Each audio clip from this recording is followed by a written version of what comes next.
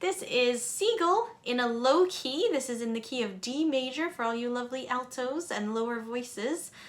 This is a practice track, so it is not the full accompaniment, but rather a track to help you learn how the melody fits with the basic harmonies that will be underneath it. So here we go.